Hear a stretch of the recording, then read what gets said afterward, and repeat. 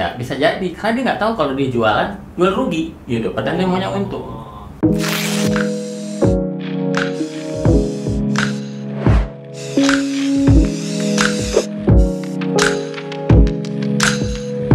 Halo guys, balik lagi dengan gue, host dari Berbagi by Admin kita. Di YouTube channel kita lagi, kita balik dan ketemu lagi guys. Oke, so gue hari ini ada kedatangan tamu yang spesial juga. Karena di sini kita akan selalu mengundang tamu yang spesial. Oke, kali ini gue akan introduce yaitu Bro Ari. Halo Bro Ari. Halo. Oke, so Bro Ari ini guys, beliau udah pengalaman di perusahaan international, oke. Salah satu itu dari Gold's Gym ya bro ya. Gold's Gym itu international franchise dari US, oke. Dan pengalaman juga pernah ada di Japanese restaurant company ya. Iya, pernah. Saburi Kintan and apa lagi? Yakin Light, oke. Ya, so Bro Ari ini berpengalaman di bidang tax accounting gitu selama 11 tahun ya bro ya? 11 tahun. 11 tahun. Wow, amazing. 11 tahun. Consistency at that experience ya bro ya. Ya. Oke, so bro ini adalah expert di tax and accounting. Oke, jadi hari ini kita akan bahas banyak hal, oke, kepada Bro Ari dan kita akan korek-korek nih rahasia-rahasianya nih gitu guys. Oke, so untuk sekarang gue akan mulai, oke. Jadi banyak teman-teman jika belum paham tentang tax accounting gitu ya kan, dan bagaimana cara merapikan bisnis dari sisi tax accounting. Oke, langsung kita bahas aja di obrolan kita. Oke, so langsung kita bahas aja. So, apa itu bro? Ari, tax and accounting itu apa bro? What is tax accounting? Tax sama accounting itu sebenarnya dua hal yang berbeda ya. Ya. Tapi orang kayak pikirnya itu sama. Memang ada hubungannya, tapi itu memang dua hal yang berbeda. Ya. Kalau accounting itu lebih ke cara pencatatan transaksi keuangan dengan pajak itu kan ada aturan yang mengaturnya sendiri gitu. Tapi memang ada hubungannya. Dari accounting tadi kita sudah mencatat transaksi, terus membuat laporan keuangan. Data-data itu kita bisa pakai untuk melaporkan pajak gitu. Jadi hubungannya sekarang lah, walaupun itu hal yang berbeda. Manfaatnya tax and accounting buat company itu apa bro? Kalau dari accounting, dia punya laporan keuangan. Kan produk jadinya laporan keuangan. Dari laporan keuangan itu, sebuah perusahaan atau orang pribadi lah yang punya usaha, dia bisa melihat kinerja dari perusahaannya, dan performa perusahaannya itu dari laporan keuangan yang dia bikin. Jadi dia bisa lihat dia untung berapa, gitu, rugi berapa, dia punya uang berapa, aset berapa. Jangan kalau dia nggak punya, bisa aja dia jualan merasa untung, padahal jual rugi. Kayak gitu. Oke, so manfaatnya accounting apa bro buat company? Ya, dia bisa mengambil keputusan berdasarkan analisa-analisa dari laporan keuangan yang dia buat. Dia bisa melakukan keputusan yang tepat berdasarkan laporan tersebut. Berarti kalau nggak punya laporan accounting, laporan keuangan, berarti bisa berpotensi dia nggak bisa analisis dan terakhir bisnis rugi dong gitu kan? Iya, bisa jadi karena dia nggak tahu kalau dia jualan jual rugi gitu. Padahal dia maunya untung. Itu guys, dengerin guys. Lu kalau nggak punya laporan accounting atau laporan keuangan yang tepat, yang bisa dianalisis dengan tepat, potensi rugi guys.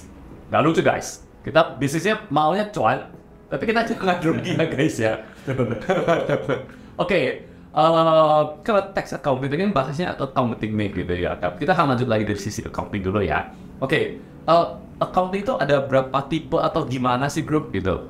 Nah, kalau secara garis besar kita bisa bagi jadi 3 aja ya. Jadi 3 itu ada akuntansi keuangan, akuntansi manajemen, dan akuntansi perpajakan. Akuntansi keuangan itu yang lebih ke pencatatan transaksi, penggolongan sampai dengan menjadi laporan keuangan. Sedangkan kalau akuntansi manajemen itu lebih ke mengolah data yang sudah ada untuk keperluan tertentu untuk pengambilan keputusan. Gitu.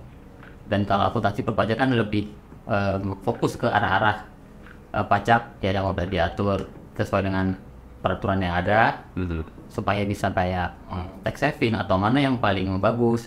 Yang pasti harus 3 aturan yang sudah ada tadi gitu. Jadi mungkin 3 itulah secara garis besar. Oke. So komponen laporan keuangan itu ada apa aja, bro? Komponen laporan keuangan itu yang pertama ada laporan laba rugi. Oke. Kemudian ada namanya neraca, kemudian ada laporan arus kas dan laporan perubahan modal. Fungsi apa aja tuh, bro, semuanya? Kalau di laporan laba rugi itu kita bisa lihat untung atau ruginya. Oke. Untung atau rugi perusahaan itu ada di situ. Sedangkan neraca kita bisa lihat gambaran keadaan perusahaan sekarang. Jadi kayak uangnya ada berapa, utangnya ada berapa, itu ada di situ semua. Asetnya ada berapa, itu ada di situ. Gitu. Kemudian kalau arus kas, itu kita bisa melihat uang yang kita dapatkan atau keluarkan itu untuk apa dan dari mana. Itu. Ya, betul. Oke. So gini, gue pernah dapat beberapa pertanyaan nih dari teman-teman di sosial media admin kita nih gitu. Saya pernah punya laporan keuangan profit, tapi kok duit di rekening kok nggak ada ya gitu ya? Kok bisa seperti itu gitu? Ya bisa Bisa aja. Bisa. Oke. Karena profit belum tentu uang, gitu kan. Oke. Profit bisa aja di atas kertas profit, tapi secara umum dia nggak ada, gitu. Karena ternyata utangnya banyak. Jadi dia profit tapi bayar utang, gitu.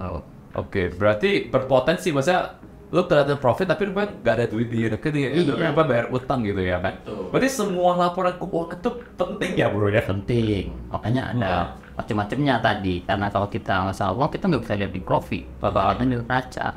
Oke, berarti dari profit and loss, neraca dan juga cash flow biasanya. Jadi kita harus membaca semua jadi satu ya gitu ya, Betul. Oke. Dan kita harus pelajari teknik membaca laporan keuangan ya. Iya, betul. Harus bisa lah baca. Karena dibikin, kalau nggak bisa baca ya bingung juga, gitu. By the way, bro, proses akuntansi, proses accounting itu gimana, bro? Dari semua proses accounting itu dimulai dari transaksi. Ya. Transaksi terjadi. Ya. Itu adalah awal dari semua. Ya. Transaksi terjadi itu dicatat. Ya. Kalau di akuntansi itu namanya jurnal. Oke. Jadi dari kita jurnal itu untuk menggolongkan transaksi itu adalah transaksi apa, apakah beban, bayar ini, bayar apa. Setelah itu kita bikin buku besar, kemudian neraca, saldo. Kemudian setelah itu bisa kita jadiin laporan keuangan sisanya yang dia maksud adalah laba rugi, neraca dan arus kas. Itu. I see.